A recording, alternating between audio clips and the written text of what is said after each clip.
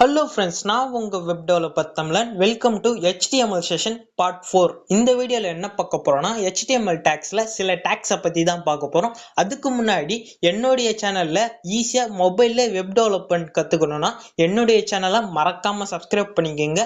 வாங்க வீடியோக்குள்ள போயிடலாம்.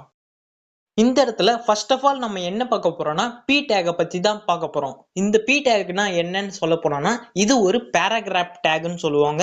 இந்த பி டேக்குள்ள தான் ஒரு டெக்ஸ்ட் கண்டென்ட், அதாவது பெருசா எதனா டெக்ஸ்ட் கண்டென்ட் கொடுக்கறதா இருந்தா நம்ம இந்த பி டேக்குள்ள தான் ஆட் பண்ணுவோம்.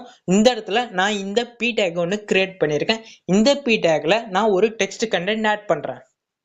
இந்த இடத்துல ஆட் பண்ணிட்டு நம்ம இதை ரன் பண்ணும்போது நார்மலா ஒரு பேராகிராஃப் எப்படி கிரியேட் ஆகுமோ அது மாதிரி இந்த இடத்துல கிரியேட் ஆயிருக்கு. இதுதான் பி டேக். வாங்க அடுத்த டேக் பத்தி பார்த்துடலாம்.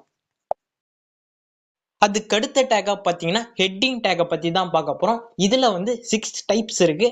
இந்த ஹெட்டிங் டேக் எதுக்கு யூஸ் பண்றோம்னா ஒரு HTML பேஜோட ஹெட்டிங்கை கொடுக்கறதுக்கு நம்ம இந்த ஹெட்டிங் டேக்கை கிரியேட் பண்ணலாம். இந்த இடத்துல நான் 6 டைப் ஆஃப் ஹெட்டிங்கை கிரியேட் பண்ணியிருக்கேன். அதாவது H1, H2, H3, H4, H5, H6ன்ற ஒரு 6 டேக்கை கிரியேட் பண்ணியிருக்கேன். இந்த 6 டேக்கும் டிஃப்ரெண்ட் சைஸ்ல இருக்கும். வாங்க இதை ரன் பண்ணி காட்டும் போது உங்களுக்கு ஈஸியா புரியும்.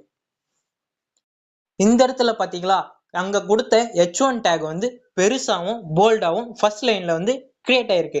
அதுக்கு கீழே கொடுத்த H2 டேக் H1 டேகோட கொஞ்சம் ஸ்மாலா கிரியேட் ஆயிருக்கு. அதுக்கு கீழே கொடுத்த H3 டேக் இந்த ஷார்ட்ஸோட ஃபுல் வீடியோ லிங்க் என்னுடைய சேனல் நேமுக்கு கீழே ஒரு டெக்ஸ்ட் கண்டென்ட் இருக்கும். அதை நீங்க கிளிக் பண்றது மூலியமா இதோட ஃபுல் வீடியோ பார்க்கலாம். இது மாதிரி இன்னும் கண்டென்ட்டை நீங்க தெரிஞ்சுக்கணும்னா மறக்காம வெப் டெவலப்பர் தமிழ் சேனலை சப்ஸ்கிரைப் பண்ணிக்கோங்க. அடுத்த வீடியோல பார்க்கலாம்.